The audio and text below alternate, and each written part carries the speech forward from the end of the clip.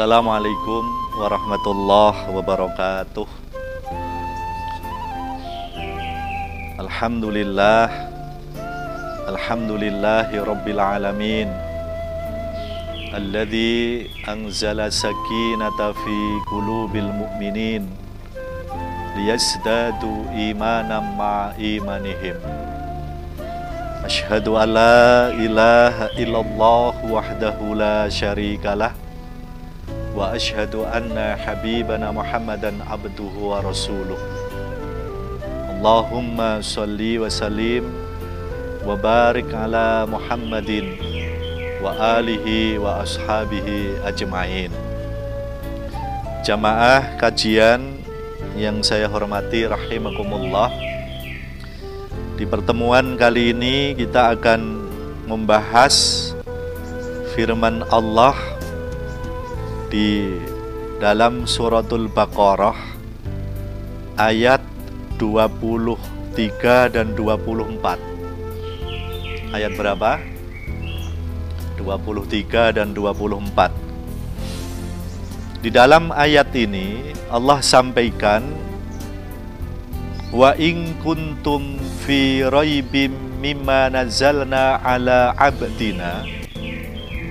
Jikalau kalian dalam kondisi ragu, bimbang, belum percaya 100% terhadap apa yang telah kami turunkan kepada hamba kami Muhammad, yang dimaksud adalah Al-Quran. Kalian ragu apakah Al-Quran ini benar? Apakah kamu ragu jangan-jangan Al-Quran itu di sana ada cacat dan celah, sehingga Al-Quran tidak layak untuk dijadikan pedoman hidup, manhaj hidup? Kalian masih ragu? Jikalau Allah sampaikan, Rasul pun juga bersabda bahwa Al-Quran ini adalah anugerah Allah sebagai mukjizat yang dibawa oleh Nabi Muhammad SAW. Kalian ragu dengan itu? Allah tantang. Di dalam ayat ini dia sampaikan, fa'tu bi suratim mim mithlih. Coba kamu datangkan satu surah saja, tidak usah sampai sebanyak Al-Quran ini. Satu surah saja, kalau perlu surah yang pendek, kamu datangkan, kamu buat. Kalau memang kalian tidak mampu lakukan itu sendiri, Allah sampaikan di sini, wad'u syuhada'akum min dunillahi. Kamu panggil itu teman-temanmu, kamu panggil itu kolega-kolegamu, kamu panggil itu sekutu-sekutumu, orang-orang yang kamu anggap mampu memberi bantuan kepada kalian untuk membuat satu surat saja yang semisal dengan Al-Quran. Tidak usahlah yang secara kualitatif melebihi Al-Quran, menyamai saja sastranya, keindahannya, ketajaman dari kontennya, menyamai saja dengan Al-Quran, gak usah melebihi. Sebab secara redaksi Allah sampaikan, fa'tu bi suratim mim mithlih.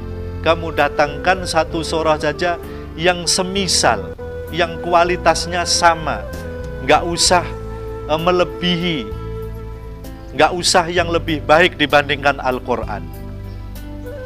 Maka teman-teman, ayat ini tidak hanya menjadi tantangan bagi orang-orang yang ada ketika ayat ini turun. Para ulama sepakat bahwa ayat ini juga tantangan kepada orang-orang yang ada sekalipun jauh setelah ayat ini turun, termasuk generasi kita. Jikalau kalian mungkin ingin membuktikan, kalian mungkin belajar bahasa Arab, belajar balaghahnya, belajar sastra Arab. Ayo kamu bikin satu surah saja yang secara kualitatif ini sama dengan Al-Quran. maka dipastikan kalian tidak akan mampu melakukan itu. Maka jikalau kita manusia, dan siapapun dia asal masih manusia, dia memang nggak akan mampu menciptakan semisal Al-Quran, maka kita akan yakin bahwa Al-Quran memang bukan bikinan manusia, tapi dia dibikin oleh Tuhan, dibikin oleh Allah Subhanahu wa ta'ala. Teman-teman yang saya hormati rahimakumullah, memang kalau kita berbicara tentang mukjizat, itu disesuaikan dengan kondisi umat di mana Rasul sang pembawa mukjizat itu diutus. Allah turunkan Nabi Isa alaihi salam kepada kaum yang mereka ini sangat respek kepada tabib, kepada orang yang pintar tentang pengobatan. Maka Allah anugerahkan mukjizat kepada Nabi Isa, tidak hanya bisa menyembuhkan penyakit, tapi dia bahkan bisa menghidupkan orang yang sudah mati. Tidak hanya menyembuhkan penyakit yang lazim bisa diobati, tapi ada penyakit yang saat itu tidak ada satupun tabib bisa mengobati, yaitu orang yang buta sejak lahir, orang yang kena penyakit abros, dia kena penyakit kusta, tapi Nabi Isa dengan izin Allah bisa mengobati orang tersebut. Maka orang-orang respek kepada Nabi Isa, diharapkan dia tidak hanya mengagumi mukjizatnya, tapi kemudian dia mau menerima risalah yang beliau bawa. Kepada Nabi Musa alaihi salam, Allah turunkan mukjizat karena Nabi Musa diutus pada kaum yang saat itu orang akan respek kepada sosok manusia yang punya kekuatan fisik, di samping dia punya kekuatan semacam sihir dan sebagainya. Maka Allah turunkan Nabi Musa sebagai utusan dengan mukjizat. Tongkatnya jikalau dilempar menjadi ular, kemudian tangannya jikalau dimasukkan saku dikeluarkan bisa memancarkan sinar yang putih, dan beliau ini kalau memukul orang bisa sampai mati. Nabi Musa diturunkan kepada kaum yang keadaannya semacam itu. Nabi Muhammad SAW diturunkan kepada kaum yang saat itu orang itu respek pada syu'ara, kepada orang yang pintar membuat karya sastra, kepada orang yang pintar merangkai kata-kata yang indah. Maka di dalam tinjauan sejarah, orang-orang jahiliyah sering mengadakan musabaqah, perlombaan membuat karya sastra, kemudian yang menjadi pemenang digandulkan di Ka'bah yang disebut dengan as-sab'atul mu'allaqah, 7 yang tergandul, 7 yang digantung. Jikalau karyanya itu sampai menang, ranking 1 sampai ranking 7, kemudian digandulkan, dipajang di dinding Ka'bah, mereka menjadi orang yang sangat dihormati. Dalam kondisi kaum objek dakwah semacam itu, Allah turunkan Al-Quran yang kata-katanya sangat indah, susunan sastranya sangat luar biasa, yang tidak ada satupun pujangga sastrawan, tidak hanya di zaman itu, sampai zaman sekarang pun, yang mampu membuat karya sastra seperti Al-Quran. Jamaah kajian yang saya hormati rahimakumullah, oleh sebab itu Allah sampaikan di dalam ayat berikutnya, fa'ilam taf'alu, Jikalau kalian tidak mampu mengerjakan itu, kamu tidak mampu membuat ayat surah yang kualitasnya seperti Al-Quran, fattaku walan taf'alu, dan kamu sekali-kali tidak akan mampu. Allah sampaikan kamu sekali-kali tidak akan mampu.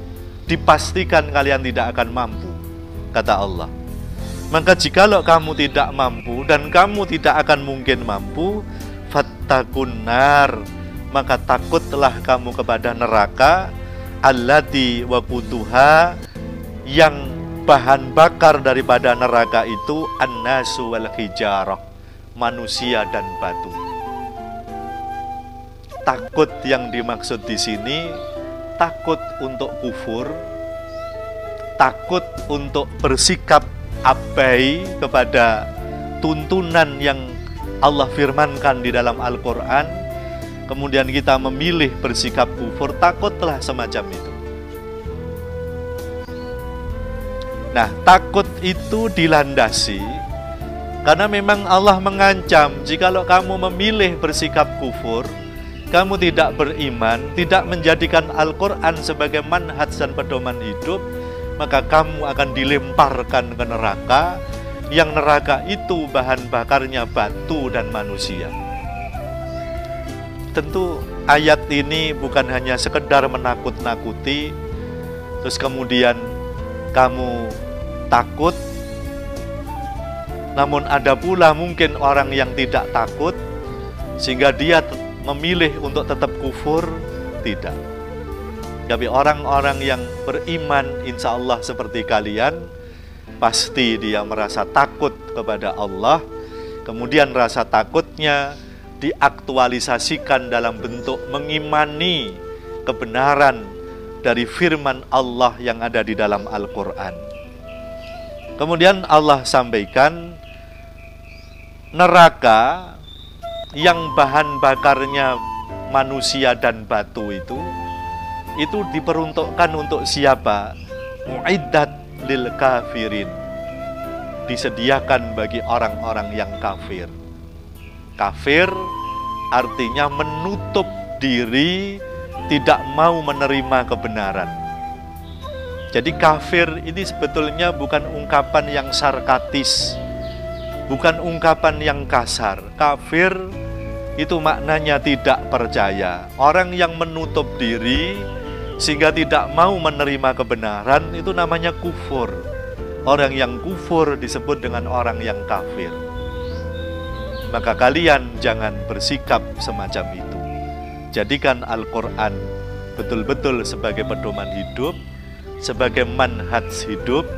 Kalian jangan kufur, kalian jangan mengingkari, kalian jangan hidup dan menjalani kehidupan ini dengan melakukan perbuatan yang bertentangan dengan apa yang dimaui Allah di dalam firman-Nya yang dimuat di dalam Al-Quran.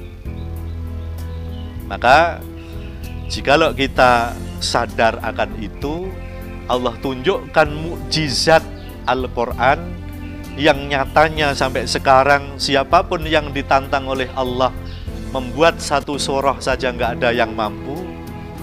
Masa ini masih kurang bukti bagi kita untuk mengakui kebenaran Al-Quran, mengakui bahwa Al-Quran betul-betul ajaran yang hak, yang benar, dengan sebenar-benarnya kebenaran.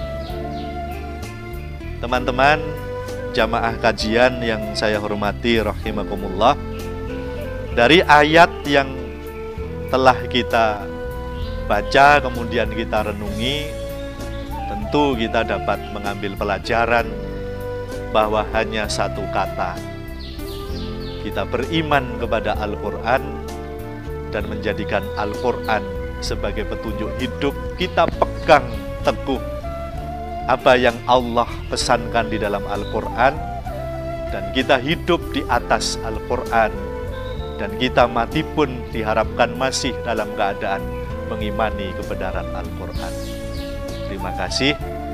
Mudah-mudahan Allah melimpahkan petunjuknya kepada kita sekalian. Akhiran, Assalamualaikum warahmatullahi wabarakatuh.